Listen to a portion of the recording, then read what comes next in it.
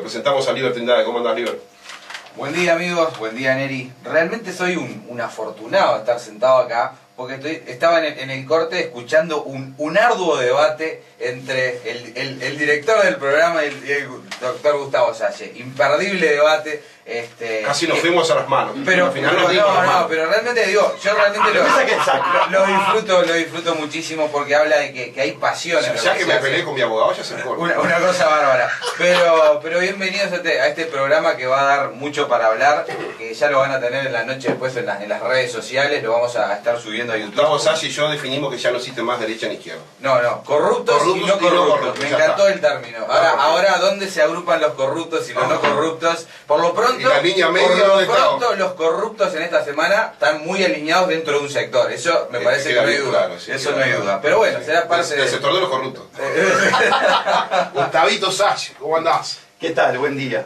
Te veo, te queda bien ese celestito con esa corbatita azul. Sí. ¿Son colores que te gustan a vos? Sí, por supuesto, combinan bien. Combina lindo, sí. Combinan bien, no tiene ningún tipo de vinculación de carácter ideológico. No, yo lo dije por eso.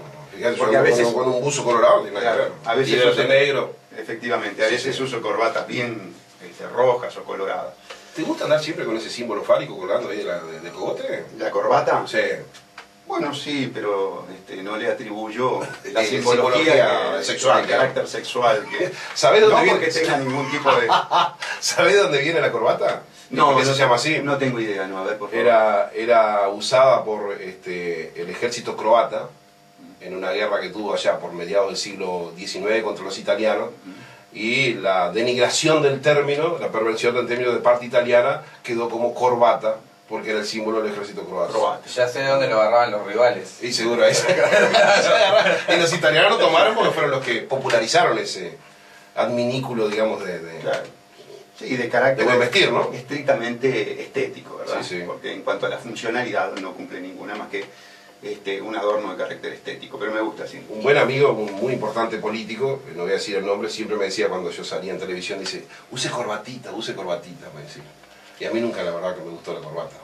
Bueno, pero después que te acostumbras, la verdad que... Sí. O sea, a mí, si usás corbata, usarla bien puesta, un buen nudo como tiene acá el amigo, porque también hay que ser prolijo. Y me acuerdo, es más, hice toda la UTU de corbata, porque venía de trabajar en una oficina durante 11 horas, y la colocaba a las 6 de la mañana hasta las 12 de la noche, la corbatita en su lugar, está bueno. Yo hice todo facultad de corbata? Sí, toda Mirá. facultad de corbata. Las cosas de este país, mirá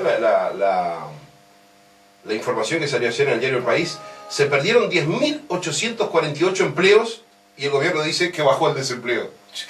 Yo quería que alguien me explicara, yo sé que la locura está de moda en este país, pero ¿cómo se pueden 11.000 personas quedar sin empleo y decir que bajó el desempleo? Y lo que pasa ¿Sabés es cuál es la explicación? Dice que cada vez menos gente busca... Por supuesto, cada vez hay mucho más gente en la casa, y como lo que toman es la gente que sale a buscar...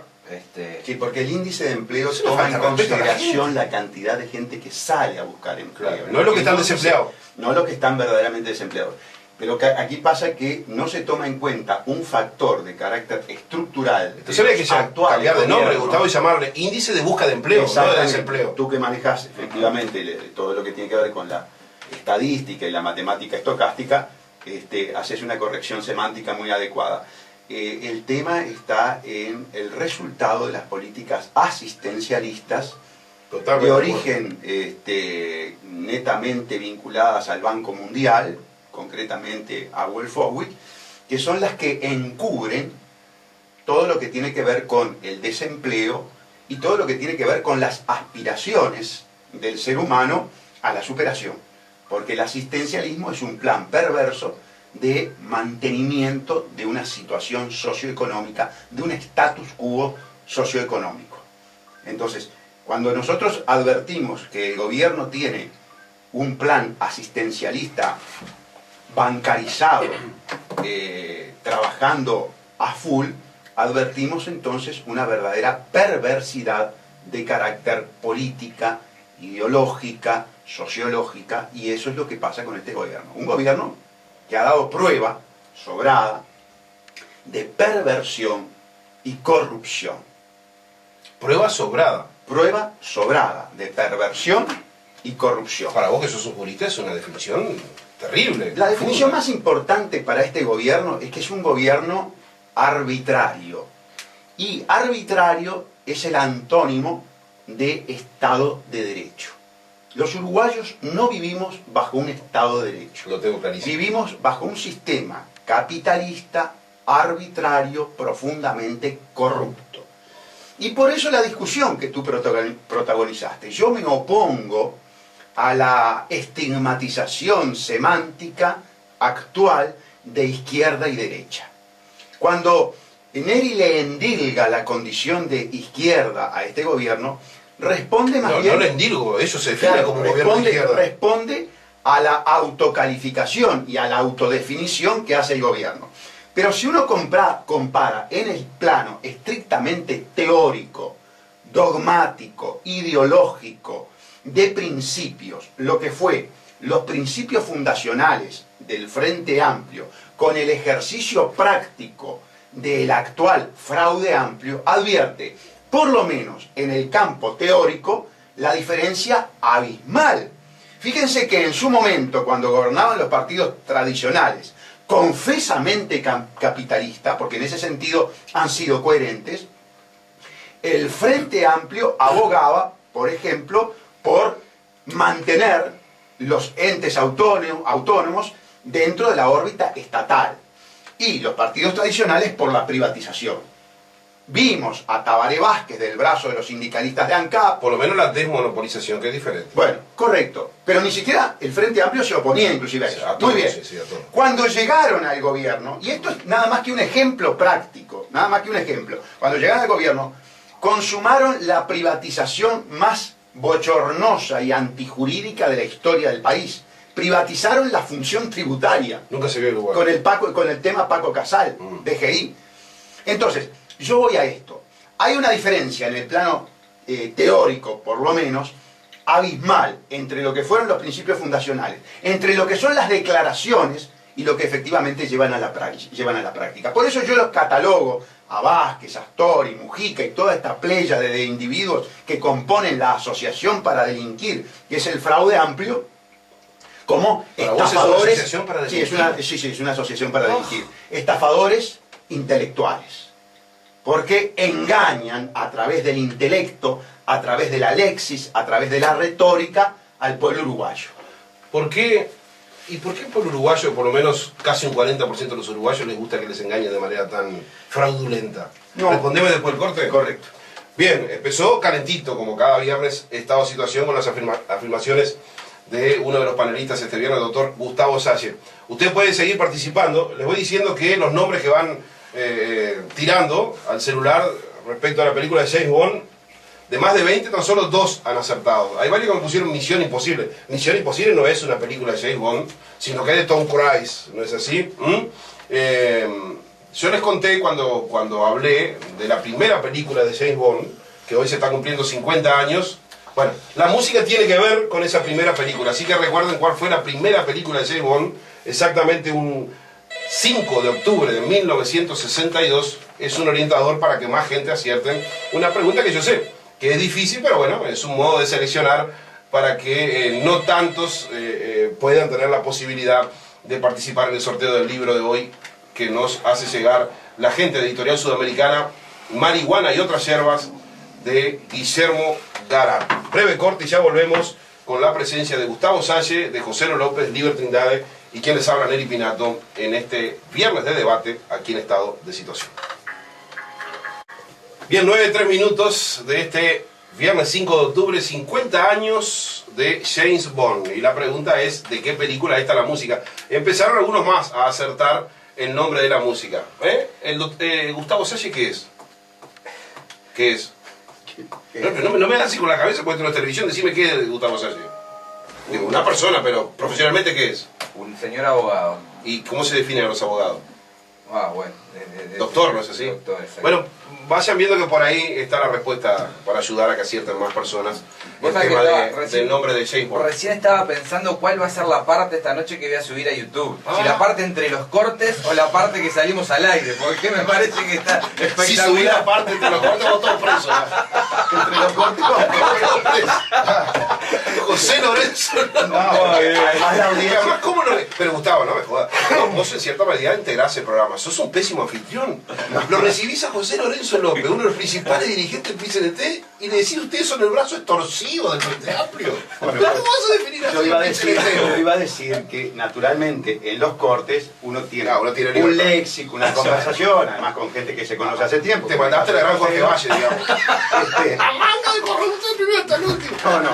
no, pero vieron que cuando utilicé la metáfora sexual me cuidé de los términos utilizados. Yo imagino la gente se debe estar preguntando ¿qué hablarán en los cortes? Claro. José Lorenzo López, ¿cómo andás? Un gusto, gracias por tenerte acá. Bueno, como siempre, un gusto estar por Ya me acá. imagino que te Igual me, sentí voy a parte del cuidar, programa. igual me voy a cuidar lo que hablo en los cortos los porque cortes. después lo decía al aire. Eso no está bien. Digo, lo que pasa es que Stalle admite archivo. No, pero- Ya lo había dicho al aire el otro día, fue por eso. Ya No, está pero yo te grabado. lo digo como una prevención porque estoy seguro que te lo iba a decir a lo largo del debate. O sea, Bueno, pero hay archivo y archivo. ¿Cómo será que ayer lo llamo a José y le digo, José, mañana, como siempre, el tema del debate es esto? Digo, está Gustavo, te digo por si vos no querés ir. No, cómo no. Es un hombre valiente que no va a querer venir. ¿Cómo andás, José? Aparte, Gustavo es un compañero que lo conocemos hace mucho tiempo y más allá de posiciones que a veces son diferentes, siempre lo hemos tenido mucho respeto. Sí, ¿Te efectivamente. tiene asombrado esto que está pasando con el famoso Prunagate? Esto que se supo ayer y hoy. Sí, la verdad que está muy, por lo menos muy entreverada la cosa, muy turbia, y hay una serie de cuestiones que llaman la atención, ¿no? Vos sí te definís como un hombre de izquierda, ¿no? Sí. No te voy a pedir en qué fundamentás eso, lo que importa es la definición. ¿Te duele que estas cosas estén pasando en un gobierno que se define de izquierda? El problema es que yo no soy parte del gobierno, no soy parte de la fuerza política. Por eso te del tomé por el gobierno. lado de la filosofía. Claro. Pero sí me parece que se está de alguna manera jugando con la esperanza de la gente, ¿no? Y eso no me parece que sea bueno, más allá de que yo creo que sí hay una diferencia entre los gobiernos de los partidos tradicionales y el gobierno del Frente Amplio. Creo que las expectativas que la gente había cifrado en un gobierno de carácter progresista, muchas de ellas no se han cumplido ni se van a cumplir, ¿no? Entonces, en ese marco hay determinadas situaciones que, como esta que está pasando ahora, con todo esto de Pluna, que yo creo que viene, no es lo que pasó ahora, ¿no? Yo creo que la decisión que se tomó en su momento fue totalmente equivocada y hoy se están sufriendo las consecuencias de eso, y parece ver de que, bueno, la foto del observador de ayer fue muy elocuente, ¿no? Sintomática, ¿no? Ahora, yo he hablado con sindicalistas de Pluna y el discurso de ellos es que ustedes en el PCNT no los han defendido para nada. ¿Es cierto eso o no? Bueno, yo creo que el PCNT ha estado acompañando una serie de cuestiones que han planteado los compañeros del sindicato, de la dirección del sindicato. Porque hay dos Han sindicatos, estado- tres ligados a Pluna, ¿no? Hay tres sindicatos. Tres sindicatos. Tres sindicatos. Sobre todo el que nuclea más compañeros ha estado en varias oportunidades en el secretario ejecutivo del PCNT. Que es el de los administrativos. Y no, es el del personal general, porque hay uno que es de piloto, otro que es del personal de mantenimiento, creo que es, Ujú. y el resto del personal está nucleado en un sindicato, Ahí está. donde han participado en varias instancias en el secretario ejecutivo, y sabemos que hay compañeros del secretario ejecutivo del PCNT que han acompañado en algunas negociaciones. Evidentemente ahí también hay matices en En el encare. en el encare del conflicto, y nosotros en lo particular habíamos planteado de un principio que nos parecía que había que estatizar a Pluna. Bueno, eso no fue la posición mayoritaria en el PCNT, y por lo menos los compañeros que han ido del sindicato a el secretario ejecutivo del PCNT no han dicho que no se los haya acompañado, sino todo lo contrario. Las cosas que le gritaron ayer al ministro Lorenzo fueron terribles. Traidor, Sí, bueno, bueno, amén de insultos, le traidor para abajo todos los epítetos Neri, posibles. pero eso se lo gritaron ayer, pero viste lo que está publicado por Diario El Observador ahora a las 8:20 de la mañana, desenmascarado el comprador de los aviones de Pluna. utilizó su segundo nombre y apellido en el remate. Según una investigación del programa Perspectiva, el empresario es un allegado muy cercano al argentino López Mena. Esto sale hoy, ayer todavía, simplemente se veía la foto cuando estaban almorzando. Y dice que en el caso del Pluna tomó un giro imprevisto. Según los informes, este hombre era es el vicepresidente de Comos hasta el año 2009 y usó su segundo apellido para intervenir siendo gerente nada más de buquebús en España. ¿Y ¿no para es qué cierto? López Mena hace todo eso y no compró los aviones de manera directa? ¿Y cuál fue la estrategia de López Mena? ¿Y el gobierno se prestó conscientemente para eso? Totalmente. A nadie, o sea, tampoco ya no se puede pecar de iluso. Hay una cuestión que ha denunciado el sindicato que es muy sintomática, por lo menos a mí me parece, que es que quien compra los aviones nunca la fue a ver. Nunca la fue a ver, eso sí, lo leí ayer, sí. Nunca la fue No, a ver. fue a impresionar. Entonces, vos, es Buquebús difícil, sí si lo vos vas a impresionó. comprar un auto, lo primero que haces es mirar Exacto. cómo está. Pero dice que Buquebús sí fue impresionante. Claro, está todo. Buquebús inspeccionó los aviones y cómo nunca jamás mandó una inspección. Claro. ¿Mm? Gustavo, estás escuchando atentamente. Atentamente. Vos como compatriota y como una especie de cruzado quijotesco contra la corrupción política, este parecería ser Bueno. una cuenta más de collar. No, yo les voy a presentar a ustedes, los amigos obviamente no lo pueden ver.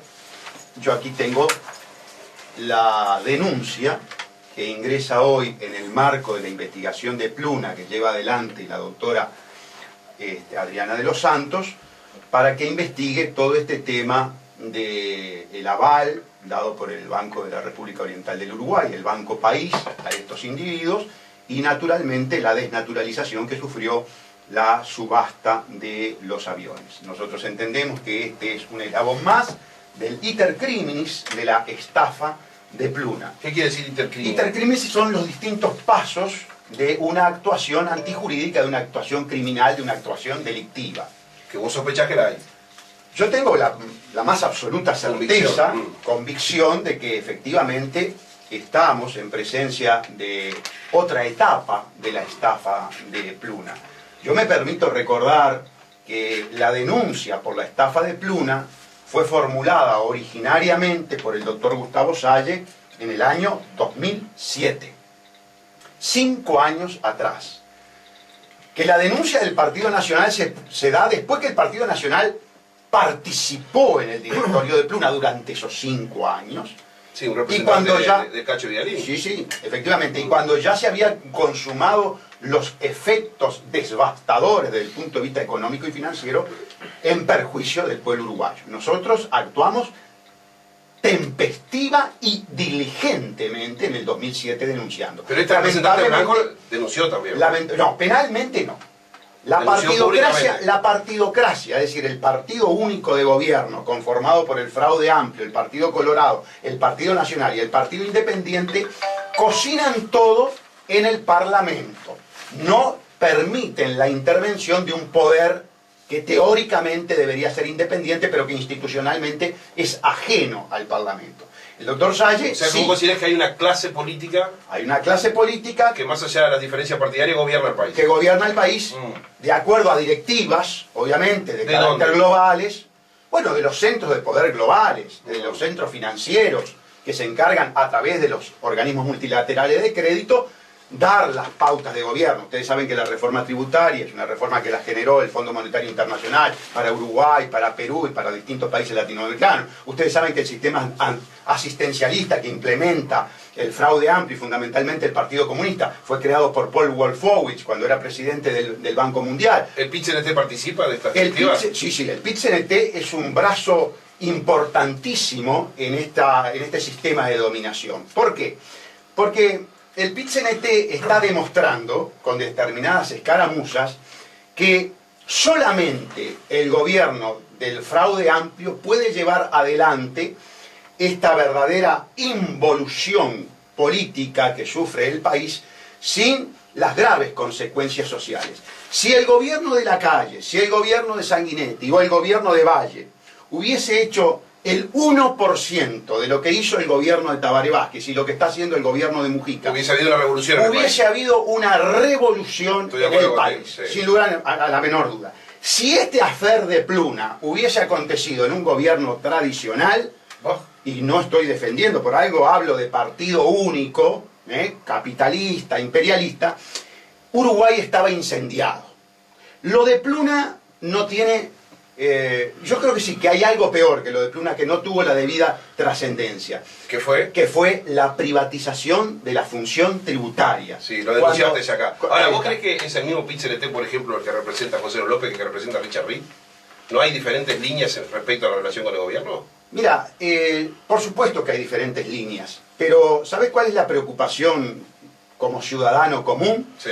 Que a la hora de las definiciones se comportan en forma absolutamente unitaria. Y yo pienso que hay situaciones históricas en que tú no podés compartir determinados proyectos, determinados objetivos con quien en definitiva resulta tu enemigo. Esa es mi definición. Yo pienso, y yo llamo a partir el PIT-CNT. Yo llamo a partir el PIT-CNT. ¿Entre? Bueno, entre quienes están dispuestos a desenmascarar a este gobierno pro-oligárquico, pro-capitalista, pro-imperialista. Pero se desenmascara solo este gobierno con todas estas ¿De cosas. acuerdo? Pero por eso es que llamo a las fuerzas sindicales que están defendiendo los intereses obreros que están siendo atacados por este gobierno a tomar distancia de quienes entienden que no. ¿Qué opinas de esto, José? Yo, hay algunas cosas en las que dice Gustavo que las comparto y otras ¿Cómo cuáles? estoy diametralmente opuesto en su opinión, ¿no? Lo que comparto es que el comportamiento del PIT-CNT, si con algunas de las cosas que han pasado, si fuera un gobierno de derecha, un gobierno de los partidos tradicionales, Sería muy diferente. no tengo duda que muchas de las cosas que han sucedido se hubieran incendiado las praderas. ¿Y vos lo Tengo- decís eso dentro de la estructura? Claro que lo digo. ¿Y? Claro que lo digo. Y bueno, son diferentes opiniones que hay en base a las distintas corrientes de opinión que hay dentro de del PIT-CNT. ¿Cuál es la estructura Lo que más sí- fuerte del perdón, PIT-CNT? ¿De déjame decir articulación? algo, déjame decir algo que quiero Sí. redondear la idea.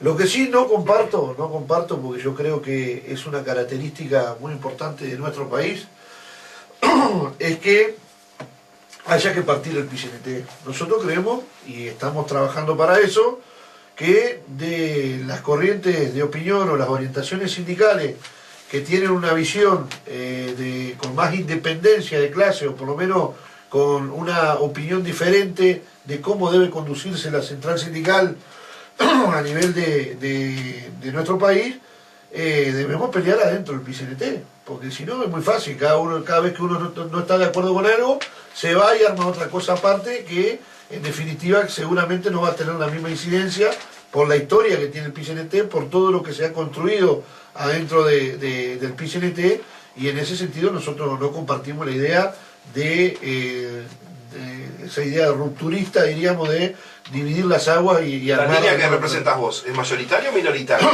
Dentro del nosotros PIT-CNT. somos absolutamente minoritarios y aparte muy nuevos. O sea, nosotros en el último congreso del PIT-CNT presentamos una lista en la cual en esa lista se nuclearon algunos sindicatos que mayoritariamente son del sector público y que en realidad hasta nosotros mismos nos llevamos una sorpresa. Presentamos 7 candidatos y conseguimos votos para meter 9 en la mesa representativa. O sea que viene creciendo. Bueno, esperemos que sí. Ahora esto se va a medir en el próximo congreso. El gobierno les da una buena mano para eso a ustedes. Bueno, yo creo que el gobierno hace cosas que la gente, sobre todo los militantes sindicales, en un porcentaje importante no comparten, porque evidentemente las cosas que normalmente la militancia sindical, a no ser aquellos que están muy comprometidos con determinados sectores del partido de gobierno, lo que dice es: si nosotros toda la vida hemos peleado por determinados por determinados objetivos, no lo podemos cambiar en función de lo que en definitiva plantee un gobierno. Y bueno, esa es una discusión que está instalada entre la central, y bueno, la estamos dando, pero evidentemente nosotros creemos que hay que darla adentro de la central y no planteando una posición como la que plantea Gustavo, que yo respeto mucho su posición, pero que no la comparto. Vos que estás ahí adentro y que por algo yo te invité a que integraras el programa, a un Richard Reed yo lo invitaría, eso está claro, es así, y que tenés una visión contestataria de la situación, eso es claro. ¿Hay alguna posibilidad de ruptura del PIT-CNT? No la ves ni por cerca. Yo creo que no, pero hay algunos vestigios, hay un planteo concreto. ¿En serio? Sí, el 26 de marzo está planteando la conformación de un colectivo del sindicato por fuera del PCNT. Yo no veo que tenga eso. Así los 1 de mayo se hace una AEU se cámara, partió. ¿no? AEU se partió. No, pero Sí, sigue teniendo el pero PCNT. AEU se partió. Pero sigue AEU teniendo tiene el un PCNT. sector minoritario que se escindió de la 810, ¿verdad? Sí. Y que conformó un gremio aparte. Serán 2, serán 3, serán 4. ¿Siguen integrando el PCNT? No, AEU fuera. sí, Afuera, fuera. AEU como estructura pertenece al PCNT. Hay, como dice Gustavo, un sector de trabajadores, que yo creo que es muy minúsculo, Sí. por lo menos todavía, Sí. que decidieron abrirse de AEU, no del PCNT. Evidentemente, como AEU está dentro del PCNT, ellos están por fuera del PCNT. No sé si coordinan con este otro, el encuentro de trabajadores, lo que se llama, que está promocionando el 26 de marzo, y que nosotros eso no lo compartimos. Justamente nosotros lo que creemos es que hay que tener independencia de la clase política, y que un partido político como es el 26 de marzo profundice en la posibilidad de tener otra central sindical, evidentemente es más de lo mismo. Entonces nosotros lo que creemos es que hay que mantener la independencia de clase en una herramienta que para nosotros es absolutamente válida y fundamental, como es el PCNT. Aquella vieja central sindical cristiana no existe más. ASU. CSU o ASU. ASU, no. sí. No, sí, hay compañeros, pero participan, digo, no es como una central aparte del PCNT, es como una orientación sindical que la mayoría de esos dirigentes participan dentro del PCNT. ¿Qué te hace definir de manera tan directa que la clase política en general acá en Uruguay está corrompida? Bueno, primero, toda nuestra experiencia de carácter judicial, con un poder judicial inclusive que tiene un grado de dependencia y sojuzgamiento absolutamente objetivo. En segundo lugar, la historia del Uruguay, la historia de la clase política, porque los episodios de corrupción no son del gobierno de Tabaré Vázquez, no son del gobierno de Mujica exclusivamente, ya se han dado en el pasado. Porque además, citame algún presidente del pasado que haya terminado millonario después de ser presidente. Perdóname, el tema no es... Citame alguno. Perdón. El problema de la corrupción es un problema de carácter institucional. A mí me interesa si un gobierno es corrupto o no es corrupto. No sé si se enriquece o no se enriquece, porque con ese sentido... Si no el manejo del poder. Claro, si no con ese sentido yo te podría decir, bueno, demostrame que el señor Mujica se enriquece. Por ejemplo, y ese no es el problema. Que Mujica no se enriquezca no quiere decir que el gobierno de Mujica no sea harto corrupto. Es por el manejo del poder. Exactamente. Pero voy a lo siguiente. El manejo del poder a lo largo de la historia ha demostrado cómo la parte empresarial, cómo el capital logra manipular a la supraestructura administrativa, al gobierno. Lo que sucede es que el gobierno del Frente Amplio tiene un compromiso de sangre que no lo tienen los partidos tradicionales. ¿A qué me refiero con un compromiso de sangre? Para que el doctor Tabaré Vázquez, masón agente de la CIA, llegara a ser presidente, antes el Frente Amplio tuvo una cantidad de muertos en el camino, una cantidad de torturados en el camino. Yo formo parte, por suerte, no de los muertos, tampoco de los torturados, pero sí de esa ínfima minoría, cuando allá en la década del 70 se formó el Frente Amplio, ese grupúsculo, para hacer referencia al grupúsculo que mencionaba Joselo de este nuevo sindicato del bancario, nosotros supimos ser una minoría estigmatizada. El Frente Amplio nació siendo una minoría estigmatizada. Claro. Era un niño y me acuerdo de aquella marcha, no nos moverán. No, del americano, el RIT, ¿no es? Con el Frente Amplio no nos moverán, y el que no crea que haga la prueba. Se emociona el no nos moverán. Claro, porque yo viví la historia del Frente Amplio. Sí. Yo viví la historia del Frente Amplio. Y si yo hubiese estado preso en este momento, yo tengo que optar frente a esta traición de carácter moral, ideológica y política, yo tengo que optar por la tercera vía. ¿Cuál es? Y bueno, la tercera vía, si me fracasa la justicia, si me fracasa el Parlamento y tengo un gobierno arbitrario, la tercera vía es la resistencia.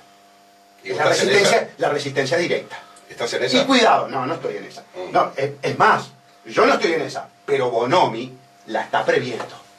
Por algo compró un arsenal de Kalashnikov. Qué terrible eso. Por algo compró un arsenal de Kalashnikov. No, pero no solo Kalashnikov, 3 tanquetas. Ustedes no me van a hacer el cuento de que Bonomi está comprando esto, todo ese arsenal, por la delincuencia común, por la delincuencia marginal. Para entrar a las mini favelas. No. Evidentemente, como la desnaturalización política, ideológica, sociológica y económica de este gobierno es estrepitosa, comienzan a prepararse los cuadros represivos. Yo invitaría a Joselo y a todo el PIT-CNT que fuéramos a la cárcel del Concar, de donde vine ayer. Ya no hay cortes carcelarios. No. Estamos como en el medioevo. Hay espadas carcelarias, 1 metro, 1,20 m. ¿En serio? A razón de 3 apuñalados por noche. No puedo creerlo. No. Sí. O sea que si hay un descontrol carcelario terrible. De todo punto de vista. Yo tengo denunciado penalmente a los directores del INAU.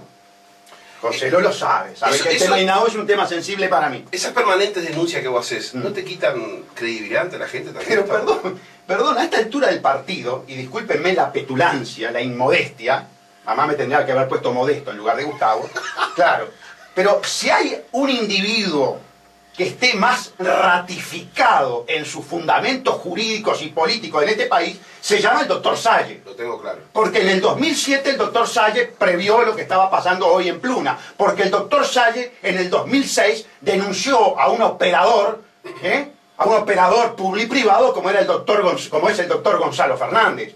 Denunció a Tabaré Vázquez por violación de derechos humanos. Y vino Novak al país en el gobierno de Tabaré Vázquez y dijo, en las cárceles uruguayas son las peores del mundo. Así que si hay un individuo más ratificado en sus fundamentos, es el doctor Gustavo Salle. Ahora, que los medios de comunicación, que los partidos tradicionales, que el fraude amplio y que una cantidad de personas, y parte del PIT-CNT, me tenga entre ojos, bueno, ese es otro tema. Ahora, ya has cambiado, ahora decís parte del PIT-CNT, ya lo estás respetando, Gustavo. Perdón. No, pero te quiero... Él mencionó un sector que por lo menos no me tiene entre ojos. No simpatizará, pero no me tiene entre ojos. Está bien. Ahora, la pregunta que te hago antes de ir a Joselo. El otro día estuvo la doctora Soledad de Franco, que vos la conocés. Sí, somos es amigos. esposa de una colega tuya, ¿no? Somos amigos. Ahí está. Somos amigos. Ella fundó una agrupación, no sé si una ONG, una fundación, para luchar contra el acoso laboral. Uno te ve solo peleando cual Quijote cervantino, ¿no es así? ¿Por qué vos no fundás una fundación, una ONG con gente que te apoye? ¿No es una pelea en solitario que das? Yo acudo a una institución, yo acudo a un poder, yo acudo al Poder Judicial. ¿Pero ¿y las respuestas cuáles son? Por el momento muy pobres. Por el momento muy pobres. Como bien dijiste, desde el 2007 estás previendo lo que fue a pasar con Pluna. Sí. Y pasó y nadie tomó recaudo. Es que al Poder Judicial hay que ampararlo. Les voy a explicar en breves segundos, porque no quiero acaparar la palabra, aunque me gustaría. Pero tiene que ser bien breve porque tenemos que ir al corte. No, entonces vamos al corte, porque son unos minutitos. Claro, es importante explicar el funcionamiento del Poder Judicial. Bueno, entonces lo que hacemos breve es el corte. Bueno, breve corte y ya seguimos aquí en la mesa de los viernes de Estado Situación. 9:32 minutos de este viernes 5 de octubre, está que arde la cosa. Sí, igual aquí en Estado Situación. Este bloque estuvo un poco más tranquilo y del debate pasó a la mesa de asesoramiento al doctor Gustavo Salle. Parece que vamos a crear el fan club de Gustavo Salle para impulsar sus ideas, o sea que está buena cosa. Bueno, de San José le preguntan a qué partido vota Gustavo Salle y desde Artigas le preguntan a José López si se dedicara a la política, ¿qué haría? Yo pago la multa. No ya votás. En 2 periodos electorales. ¿Cuánto es la multa? Yo pago el doble, yo pagué 780 por mi carácter de profesional universitario. Ajá. Yo pago la multa. ¿780 pesos? 780 pesos, exactamente. O sea que eso... ¿780? 390 pesos. No, 700, perdón, yo pagué el doble. Ah, 780 pesos de directo, sí. Exactamente, Ajá. Una por ciudadano y otro por ¿Eso por profesional no votar? universitario, por no votar. Bueno. Así que me salió cerca de 1.500 y pico de pesos. Bueno, Está bien. el tema que yo quería explicar... ¿Y vos, Joselo? Si te dedicaras a la política, ¿qué harías? Es que no me estoy dedicando a la política partidaria, ¿no? Sí. Yo estoy netamente ligado al movimiento sindical y como tengo una concepción personal de que es muy difícil jugar con 2 camisetas, prefiero... no haría la gran Bermúdez, digamos. No haría lo que hacen muchos compañeros y compañeros que pertenecen a mi agrupación sindical, ¿no? Que tienen una militancia política partidaria que yo no se la cuestiono. Yo digo, a mí no me queda cómodo eso, entonces prefiero militar porque tampoco encontraba un espacio donde realmente se pueda uno desarrollar en las ideas que tiene. No estoy militando partidariamente ni pienso hacerlo. ¿Y en lo que hay en la vuelta, con qué agrupación simpatizás? No, yo me autodefino como un hombre de izquierda. Por lo tanto, eso es muy variable. Bueno, sí, por lo tanto, yo he votado durante mucho tiempo al lema dentro del Frente Amplio, participé activamente en la Liga Federal Frente Amplista, que es un sector liderado por Darío Pérez de Maldonado. Y que tiene una expresión fuerte allá en tu departamento. En Flores tuvo en su momento un diputado, Longo, pero ¿no? después, sí, Fernando Longo, y después no tuve más militancia política partidaria, ni por ahora la quiero tener. Así que no.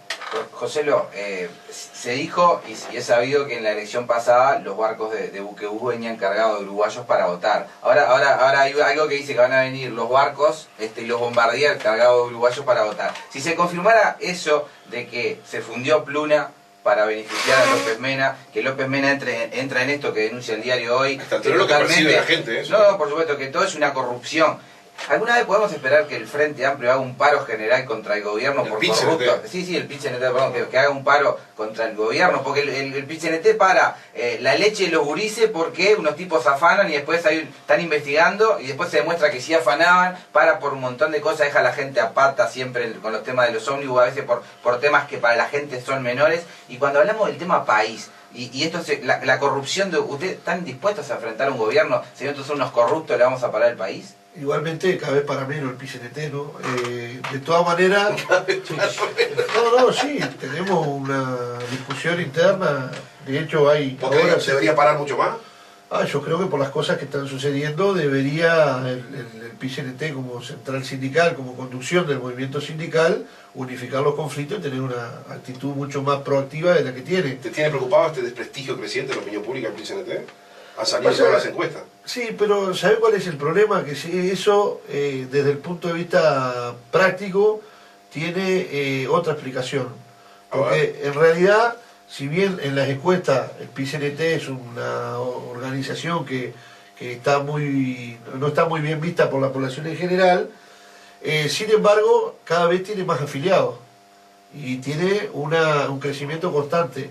Eso se explica de una manera, que es que los trabajadores confían en su sindicato, pero ven con malos ojos lo que hacen los otros sindicatos, o el PIT-CNT en general.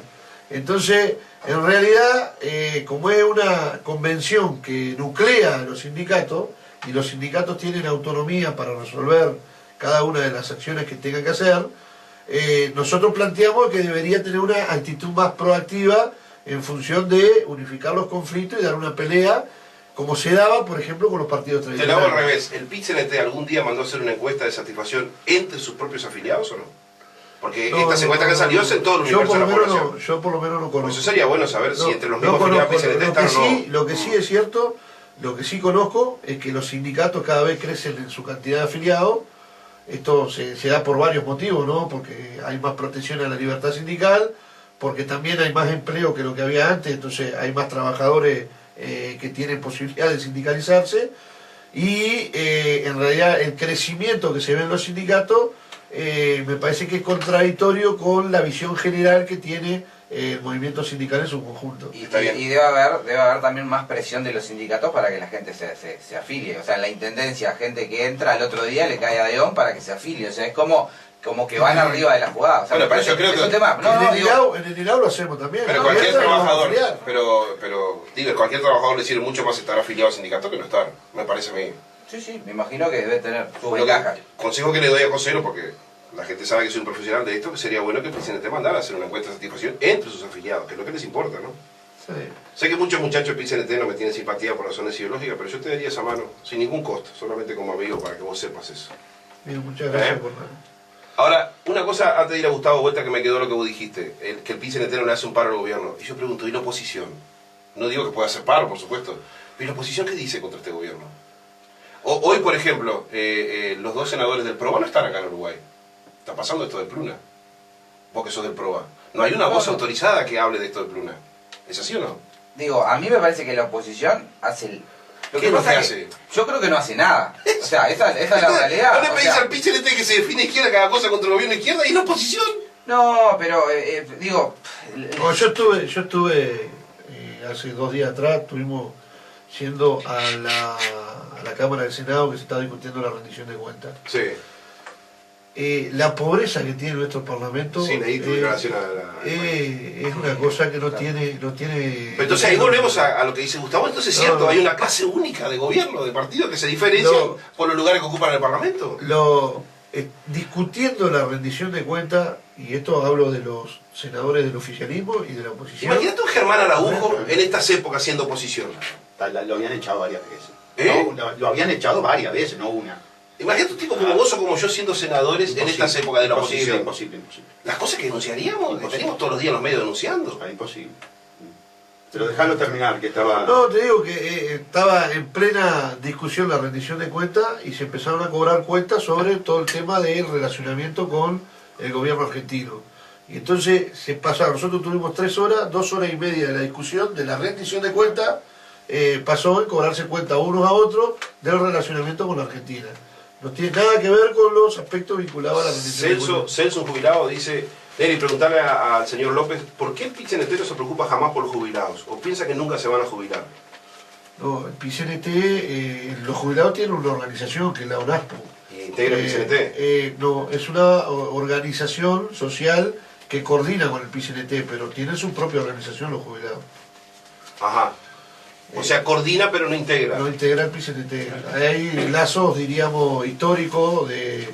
Y el PACOM no puede hacer paro, la UNAFU, porque ¿contra qué va a hacer paro si son pasivos? Claro, sí, pero han hecho movilizaciones y algunas actividades. Y en el caso de los jubilados, ¿qué defensa tienen a la hora de poder intentar cambiar alguna cosa? Bueno, la De verdad sonoridad, que casi ninguna. no me gusta hablar de lo que no conozco mucho. Lo que sé es que hay una organización que los nuclea y que aparte tiene un representante En en el el, BPS, banco, ¿no? en el Banco de Previsión Social. Entonces, Bueno, ahí está la respuesta. me parece que en ese sentido los jubilados deberían, de la misma manera que yo diría a los trabajadores que se afilian a su sindicato, que los jubilados... tengo que decir también que hay otra organización que nuclea a los jubilados que es... El Modeju. No sé cómo es que se llama, la que está compañero También, Morales sí, por al eso. frente de eso. Modeju. El Modeju. Modeju, sí. Esta situación, más allá de tu tesis de que acá son, más allá de algunas diferencias partidarias, todos iguales los políticos. Y que tú la corroboraste recién. Bueno, está, uno esperaría otro tipo de acción, por lo menos desde el lugar del Pero vacío. yo te voy a dar una prueba. Todo el mundo sabe que yo soy bachista ahora, pero déjame Sí. elevarte la pregunta. ¿No deja de sorprendente de que estas denuncias gravísimas que salen todos los días a la prensa salen más por acciones o de sindicalistas, o de comunicadores, o de gente del pueblo común como vos, y no justamente de la oposición? ¿No deja sorprendente eso? Más No. allá de tu teoría. Por supuesto que no, porque precisamente es la lógica consecuencia de la teoría. Es la lógica consecuencia de la teoría. Miren, amigos, Pluna es una PPP, es una asociación público-privada. Sí. Asociaciones público-privadas. Era, te corrijo. Era, no es más. Era porque se liquidó. Sí. Está bien, está perfecta la corrección. Era. ¿De quién es creación las PPP? El Fondo Monetario Internacional. Cuando vos ayudaste a fundar el Frente Amplio, ¿la defensa de los entes públicos no era uno de los nódulos del Frente Amplio? Fundamental. Ajá. Frente Amplio era estatista. Los Frente Amplistas éramos estatistas. Yo discutía en la Facultad de Derecho con Juan Bautista Schroeder, facultad de la dictadura, pero no obstante eso, Juan Bautista Schroeder, su secretario del Ministerio de Justicia, tenía la amplitud en la clase para permitir la discusión. Él era un fuerte privatizador liberal y yo era un estatista, ¿verdad?, a muerte. Esa es la historia del Frente Amplio. Ese es el principio fundacional del Frente Amplio. La defensa del Estado. La defensa del Estado. El Estado entendido como expresión de la masa, del pueblo. Claro, un Estado, el Frente Amplista pensaba el Estado en manos de gente proba, con reservas morales, con ética. Naturalmente que si el Estado, de izquierda o de derecha, pasa a manos de corruptos, es una herramienta perfecta para operar precisamente en un sentido absolutamente antitético a los intereses del pueblo. No, Es decir, recursos en saquear al pueblo, que es lo que está pasando actualmente. Los recursos que puede generar el Estado son inconmensurables. Prácticamente el Estado en todos los países del mundo es la fuerza motor más importante. Cuando hablan, por ejemplo, del sistema capitalista y hablan de la iniciativa privada y hablan del empresario privado, es toda una gran mentira. Todos estos empresarios privados exitosos son exitosos porque tienen la conjunción del interés público con el privado, porque tienen un Estado que lo están alimentando. Y si no, fíjense lo que es, por ejemplo, Estados Unidos, con la actividad financiera o con la actividad armamentística. Las grandes fortunas son de la actividad financiera y de la actividad industrial armamentística. ¿Y quién es? Y del petróleo también. Y del petróleo. ¿Y quién? Pero perfecto. ¿Y quiénes son los promotores de todo eso? ¿Quiénes son los gestores de todo eso? El Estado. Entonces, el Estado es fundamental. Tú lo puedes manejar o para beneficiar a empresarios, como lo hace Mujica para beneficiar al Paco Casal, o para beneficiar a López Mena, o para beneficiar a la mafia judeo-kazaja de Aratirí, o para beneficiar a Montes del Plata, o para beneficiar a Bosnia, o lo podés utilizar para beneficiar al pueblo en su conjunto. Quienes profesamos la filosofía de estatizar, lo hacemos en un sentido, por lo menos idílico, teórico, de que va a ser con las suficientes reservas morales y éticas como para que sea en beneficio de la masa y no de una élite. No hay un punto intermedio para vos. Puede haber un punto. ¿Cómo no? No puede haber un punto intermedio. Pero yo creo que la debilidad, en todo caso, de carácter fundamental y filosófica de mi planteamiento, es que si se parte de la base de un ser humano honesto y probo, hasta cualquier sistema podría ser bueno. Hasta el sistema monárquico podría ser bueno. Esa es la debilidad que uno tiene. Yo sé que es esa. Porque tú me puedes decir, pero Salle, con un monarca justo, probo, con ética y con moral, tendríamos una sociedad perfecta. Con un sistema empresarial probo, honesto, tendríamos una sociedad muy buena. Entonces, sin lugar a duda que la discusión termina siempre en un problema humano, en la esencia, en la ontología humana. Ahora bien, si partimos de la base de que el ser humano tiene debilidades y que ontológicamente es imperfecto, ahí tenemos que construir la ingeniería de carácter jurídica, de carácter política, de carácter institucional, para crear los mecanismos que puedan enfrentar mejor esa tendencia ontológica del ser humano, o de algunos seres humanos, o de la mayoría de los seres humanos, a sucumbir frente a las tentaciones, a sucumbir frente a... Esos mecanismos no están en la Constitución. Esos mecanismos están en la Constitución, y con un pueblo movilizado, y con un pueblo civilizado, y con un pueblo fundamentalmente militante, educado, puede funcionar. Ahora, la base de todo lo que vos estás diciendo pasa por el reparto de la riqueza, no hay otra.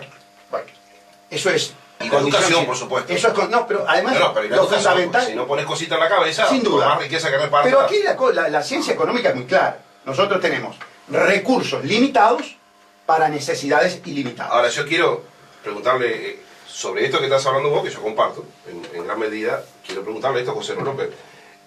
Yo tengo datos de que el PBI, de que gobierna el Frente Amplio, saltó de 11.000 millones de dólares, o sea, la riqueza de toda la sociedad, de 11.000 millones de dólares a 47.000 millones de dólares. Sin embargo, el salario, o sea, un aumento de más de 450%. Sin embargo, el salario mínimo nacional, que tiene mucho que ver con el reparto de la riqueza, tuvo un aumento de 160% nada más. ¿Es así o no es así? Sí, sí. Entonces, el reparto de la riqueza no es tal. En los números no, pero es que es lo que nosotros venimos reclamando. En los números no me quiero meter porque exactamente... No sé sí, pero cree que yo soy los números que tengo. Pero evidentemente acá ha habido un crecimiento económico sostenido durante gran parte de los gobiernos del Frente Amplio, que no ha tenido un correlato, por lo menos la política salarial. No ha habido un crecimiento de los salarios que acompañe el crecimiento de la riqueza de este país. Te digo más, los ricos, antes de que empezara el Frente Amplio de Gobierno, tenían el 17% del PBI, hoy tienen el 21%. Sí, pero El PBI creció 450%. Pero aparte tiene que ver con la política tributaria que hoy hacía mención Salle. Hoy paga más el trabajo que el capital. Y se recauda más por el trabajo que por el capital. Entonces, en ese sentido, me parece que evidentemente en la política económica a nivel general, nosotros venimos reclamando que tiene que haber una mejor redistribución de la riqueza en función de atender a aquellos sectores que están más desprotegidos. Porque aparte las políticas diríamos, sociales que ha implementado el gobierno, que han tenido un éxito muy relativo, porque son de carácter muy asistencialista, la gran mayoría de ellas, efectivamente generan muchas veces algunas situaciones que me parece que no deberían ser el objetivo, ¿no? Eso del asistencialismo puro para que alguien reciba algo y que en definitiva eso hasta muchas veces lo inmovilice, genera algunas situaciones que son complicadas. Entonces, si hay una situación con las cuales yo me declaro más en contra de la política que está desarrollando el gobierno, es justamente la redistribución de la riqueza, porque acá los ricos siguen siendo más ricos y tenemos sectores que siguen estando los pobres somos pobres. Porque sí, es un silogismo simple, José. Si los ricos son más ricos, los pobres son más pero pobres. ¿sabes por qué yo ahí tengo algún matiz? Porque es cierto que los niveles de indigencia que había antes de que llegara el gobierno del Frente Amplio al poder bajaron. Pero veníamos de una terrible crisis económica única en la historia. Bueno, pero bajaron. Eso es un dato de la realidad. Entonces Sí, claro. yo digo, en este crecimiento constante que ha tenido la economía debería haber una redistribución de la riqueza mucho más equitativa y que atendiera mucho más los sectores desprotegidos que lo que hay hoy. El pinche en estela es entre los trabajadores, así se define. Sí. El trabajo siempre fue no una virtud en el Uruguay, fue una condición necesaria para salir adelante en la vida. Hoy, así como se está presentando en la sociedad de hoy, es una virtud trabajar. Es una virtud ser honesto. Al capital. Tanto nos han cambiado el Uruguay. Perdón, yo quiero acotar algo muy importante en este sentido. Tú mencionás números del crecimiento del Producto Bruto Interno. De 11.000 del a país. 47.000 millones de dólares. Pero quiero marcarte que ese crecimiento es en función de las industrias extractivistas enclavadas en zonas francas. A ver, ¿qué Y quiere decir esto con es eso? muy importante, sobre todo para quienes tuvimos la formación en la lectura de las venas abiertas de América Latina, que era una suerte de Biblia Oh. para los frente amplistas. Bueno, para todos los que estudiamos, Correcto. universitarios.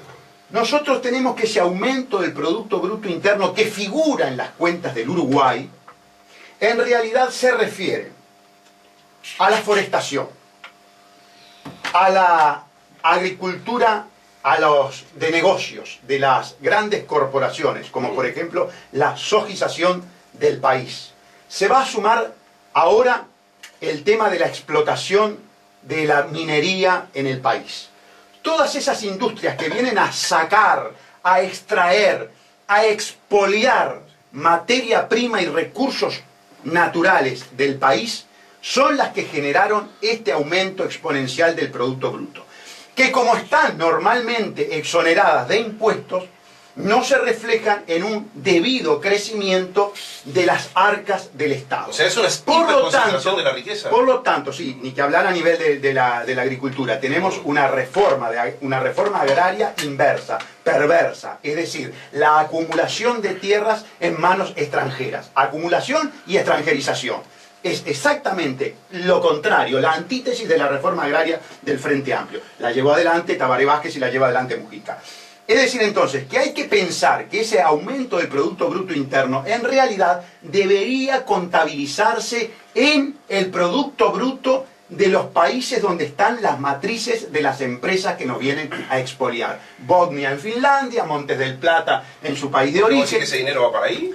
Es que no lo ¿Va por eso el dinero? Tú no lo podés contabilizar en el Uruguay, no lo podés contabilizar en el Uruguay porque el material se extrae y se lleva y los impuestos no se pagan acá porque están en zona franca, están exonerados. Bueno, no había pensado eso. Pero por supuesto, entonces el tema es que nos están expoliando de la misma manera que los españoles expoliaron a los peruanos, a los bolivianos, a los mexicanos con las instituciones de la Mica y Cuatequil, que lo denunciaba Galeano, que ahora está callado, no sé por qué está callado Galeano. Pero no entrevista Y en que el ningún lado. PIT-CNT ya no maneja el tema de las Bendito venas día. abiertas de América Latina. Lo voy a invitar a Eduardo Galeano. para el programa. Invítalo, pero Sí. nosotros tendríamos que ponernos en la central. Vecino mío, ahí la en tenemos Malvin. aquí cerca, con unos cuantos manuales, con unos cuantos libros de las venas abiertas, y entrarse a dárselo a los sindicalistas y pedirle que lo relean. Por ejemplo, a Marcelo Abdala, habría que darle para que estudie lo que pasó con el Cerro Potosí, Pero cómo bueno, los españoles lo dejaron en un pozo. Pero vos más hablás y vos más y más convences a la gente que vote en blanco, que anule su voto, que no, o sea, esté fuera por el sistema, porque en realidad durante los últimos 30 años te dejaron la cabeza que te reventaba de todo lo que no había que hacer, que es exactamente lo que se ha hecho en todo este periodo. ¿Y o por sea, qué crees que soy un opositor? No, estamos de acuerdo, pero por lo que veo, la gente cada vez se va... No hay forma que te acerques a la política siendo un tipo con 2 dedos de neurona. Sí, o sea, te metés porque querés cambiar algo, y cuando te metés y soy un reverendo pelotudo, porque qué carajo hago perdiendo el tiempo acá. Y otra división... No, pero no es así. Pues si no, peleamos por cambiar las cosas, pero claro ¿qué país le vamos a pero dar a claro nuestros que hijos? peleas por cambiar las cosas, pero tenés que asumir que sos un reverendo pelotudo tratando de cambiar las cosas, porque estás peleando contra molinos de viento. Yo creo que... O sea, vas a pelear contra contra el capital. Las tarjetas te matan con los intereses y no sale a pelear contra las tarjetas. Ni el Frente Amplio, ni los blancos, ni los colorados, ni el Frente Amplio. Hay una cosa, digo... ¿Cuánta gente está en el... Yo voy a ¿cómo que decir, se llama va a el ser muy tren breve en mi este país? participación hoy. Va a ser una frase nada más, y no es mía. Yo quiero mirar a los ojos a mis hijos mañana y decir que yo di la pelea. Perfecto, sí señor. Por supuesto. ¿Ah? Ese De eso se trata, Está correcto. tratar de mejorar la política. Pero- si no Y de recuerdo mal, esa pelear frase contra es la mía. corrupción. ¿Eh? Si no recuerdo mal, esa frase es mía. No sé si es tuya, yo sé que...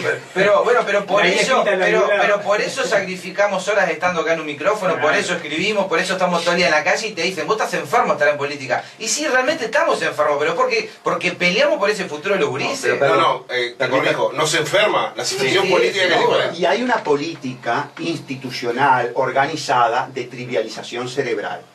Es decir, esto que está pasando a nivel de los pueblos, de sacarlos del tema política y Claro, la ignorancia un como estrategia de dominación. claro, un avasallamiento de trivialización no es cosa casual, es orquestada. El plan Ceibal es el OLPC. El OLPC es un plan creado por los centros de poder como el Tavistock, el Massachusetts Instituto Tecnológico. ¿Para qué? Precisamente para indoctrinar, para llegar a lo que dijo Mujica en Perú. Para llegar a lo que dijo Mujica en Ahora Perú. decirlo que ya nos tenemos que ir. Mujica dijo en Perú, vamos a tener un gobierno digital. Ya lo había dicho Negroponte, vamos a tener un cibergobierno mundial. Digital fue que, Negroponte fue quien inventó las famosas... El OLPC. Las Claro. XO de los niños. Exactamente. Bueno, decime una frase final de cierre de programa. Se nos fue el ¿Tenés programa. ilusión que Estamos mejoren las al comienzo. cosas en el país? ¿Cómo? ¿Tenés ilusión de que mejoren o van a empeorar las No, cosas? por el contrario, se va a profundizar esta crisis de carácter ética y moral que el fraude amplio la ha llevado a un nivel exponencial, traicionando a todos los militantes caídos. Pero Bonomi Es está una preparado. asociación para delinquir y Bonomi está preparado, efectivamente. Cuando tengas novedad de esa denuncia que presentaste contra Bro, nos la haces saber. Correcto, ¿Te parece? correcto. Gustavo Sánchez, José López, ¿tenés alguna esperanza de que esto mejore o lo ves la situación con mucha desilusión? No, que tengo las dos cosas. Veo con desilusión porque expectativas que se habían generado en la población cada vez están más lejos de cumplirse, pero también tengo la esperanza de que esto pueda cambiar, porque si no, realmente la cosa sería mucho más complicada. Le llegaron muchísimos mensajes, te hago una pregunta bien rápido. ¿Por qué ustedes no piden 30.000 de canasta básica y no como piden hoy 16.000? Bueno, porque la diferencia que hay entre lo que se gana y lo que tiene el costo de la canasta básica es muy grande. Entonces lo que se plantea en algunos sectores es poder, como primer paso, llegar a la media canasta básica, porque la canasta, según lo que se publica en búsqueda, que es la editorial que de alguna manera plantea el costo de la canasta básica, está por encima de los 42.000, 43.000 pesos. 439 mensajes recibimos, pero acertaron 163 después que yo diga que el dato sobre el doctor, satánico doctor, no, decime de 63, del 1 al 63, y te dejo leer eso. ¿Quién ganó mientras yo voy buscando quién ganó el libro? Del 1 al 63. El 63. El 63, bueno, justito. Es el 949, terminación 949, así que te vamos a llamar, aceptó el satánico doctor. No, lee ese mensaje y nos vamos. No, solo no para leerlo, pero el compañero Héctor Morales nos mandó un mensaje diciéndome que hay otra organización, que es la Coordinadora de Jubilados, que tuvo 44.000 votos en la elección del representante al BPS. Y bueno, me parece que es de recibo que ante el mensaje del compañero que estaba escuchando esta audición se sepa. Bueno, y- José López, Gustavo Sánchez, José Piris, ¿sí, José? No, sobre el tema de los jubilados, la última elección fue totalmente informal, ¿no? Sí. O sea, Liber Trindade única, y Neri Pinato nos encontramos nosotros el lunes que viene de las 8:30 de la mañana. El celular que ganó el libro es el 099-286-949. Nos vamos a comunicar contigo para que vengas a buscar el lunes el libro aquí desde las 8:30 de la mañana en Radio Fénix, Canelones, casi Jackson, ¿no?